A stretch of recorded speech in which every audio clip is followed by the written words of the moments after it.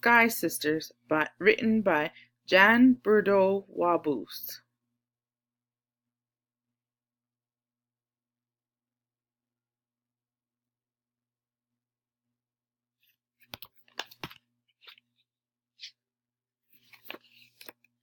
Hurry and finish your hot chocolate, Alex, my big sister calls. She pulls on her blue parka and scoops her gloves off the floor.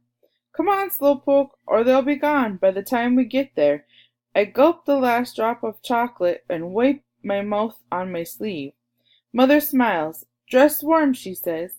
Sister holds open my new green parka. It's my favorite color. I slip my arms in and then lace up my boots. Allie, I'm not slow. See, I'm ready.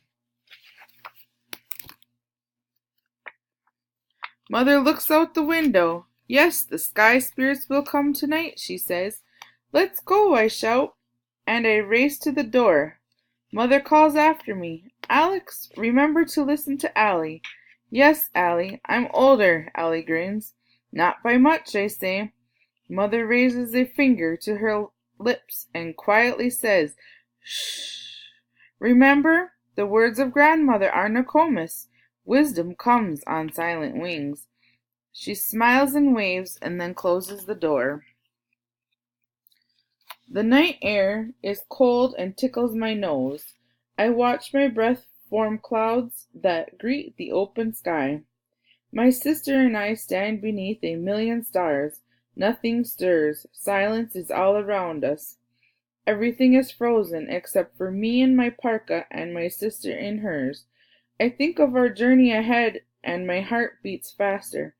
I am filled with excitement and I wonder how quiet I can be. My sister's soft words break my thoughts. Keep warm, Nishime.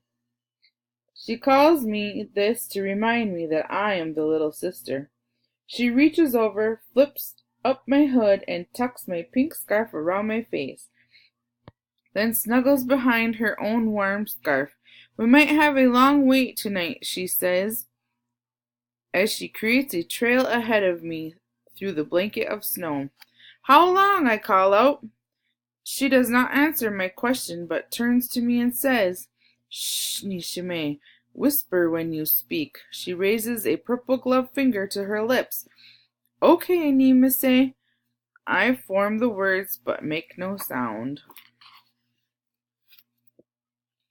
Our boots leave big holes in the snow as we head in the direction of Coyote Hill. Sister leads the way. I follow in her footprints. Her stride is bigger than mine, so it's not easy to keep up. I remember the stories Mother told us about midnight on Coyote Hill. When she and Auntie were girls, Mother was the leader. Auntie was younger and had to follow like I do. I wonder if Auntie ever wanted to lead. I eat snow from my mitten as I trail behind. Up ahead, Nimise is waving her arms for me to hurry. I'm coming! I blurt the words out into the night. My voice flies through the air. Then I remember the words of our Nokomis. I can't see my sister's face, but I know she is frowning. We stop by a gathering of trees. I watch Nimise pluck a glistening icicle from a branch and put it to her mouth. I do the same. Quiet surrounds us, except for the sound of my sister sucking on her ice sword. You're noisy, I whispered. She sticks out her tongue and moves on.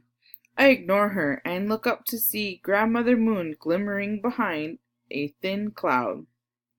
The night is still, and the black shadows all around us form strange shapes. I quicken my pace to keep up. The dark arms of the balsam trees are heavy with snow. They reach out to touch us as we walk on. Something stirs in the shadows beneath the branches. Nishime, don't move, Nimise speaks low. You'll scare it away. She stops and points at a fluffy white rabbit, but I see something bigger bounding toward us. It's moving quickly. I try to tell my sister, but the words will not come. I tug on her arm and point. What is it? She asks, yet she does not look away from the rabbit. It's too late to warn her. The huge shape is right in front of us. My sister whirls around, gasps, and holds onto my arm. I suck in my breath and hold her arm. We stand motionless as we stare into the eyes of a deer. The deer looks at us and does not move away. With strong legs she paws at the snow before us. She waits a moment. Then she turns and runs gracefully towards the river. We stare after the deer for a long time before Nimase whispers, "A white-tailed deer, nothing to be afraid of. Sister, let's go on. Let go of my sister, let go of my arm." I know, I whisper, too. I wasn't afraid. I let go of her arm and smile, and she smiles back. We hold hands and run toward Coyote Hill. The closer we get, the more it looks like a big white bear. But when we reach the hill, Nimase says, "It's steep. Let me pull you up." Not that steep, but I like my big sister pulling me up. I pretend she is a team of huskies and climbs high as she climbs higher, with me in tow. "Faster, faster," I try to call out gently, and I begin to giggle. Nimase stops and says, "It's your turn to pull me." "No, it's not. It's my turn to be the leader, though. Follow me." I shout. I run past her as fast as I can to the top of the hill. "Nishime, whisper when you speak." Sister's words chase behind me. We can see our north country for miles from Coyote Hill. The wind is strong up here. Icy fingers pull at my warm green parka. A snow cloud hides Grandmother Moon, and delicate snowflakes begin to sprinkle down to us. My sister opens her arms and reaches for the sky, trying to gather as many flakes as she can. I too reach my arms to the sky and gather my share. She leans over and speaks. Her words are soft and light as snowflakes. "The sky spirits will come tonight." "When?" I ask, but there is no time for an answer.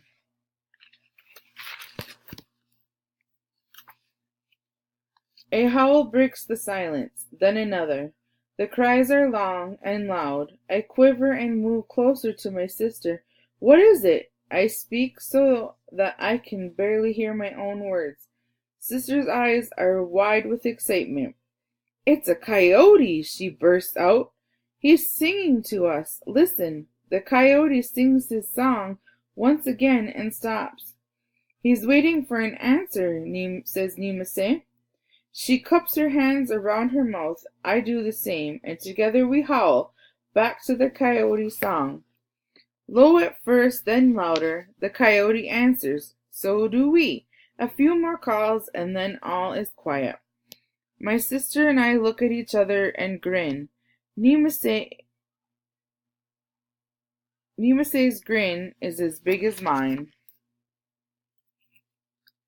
The wind blows stronger now and whips my scarf in circles around my head.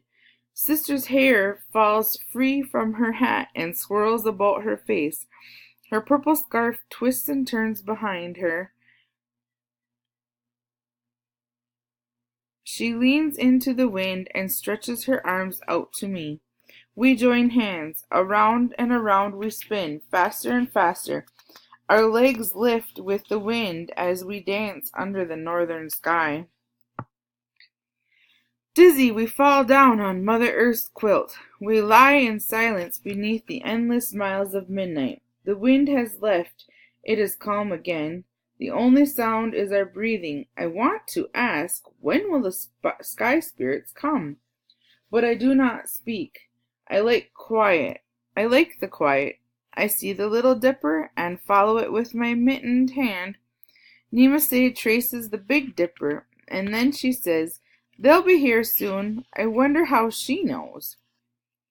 And so we wait. Our faces turn to the stars. We begin to make snow angels. Our arms and legs wave at the sky. Up and down we move, watching, waiting. Time stands still on the top of Coyote Hill. Suddenly I hear my sister exclaim, "Look! They're here! High above us are the sky spirits, dressed in my favorite green and Nishime's blue." We watch them sway and flicker in the four directions. Streamers of pink-purple swirl flow across the sky, twisting and turning. The sky spirits join together. Around and around they spin, faster and faster.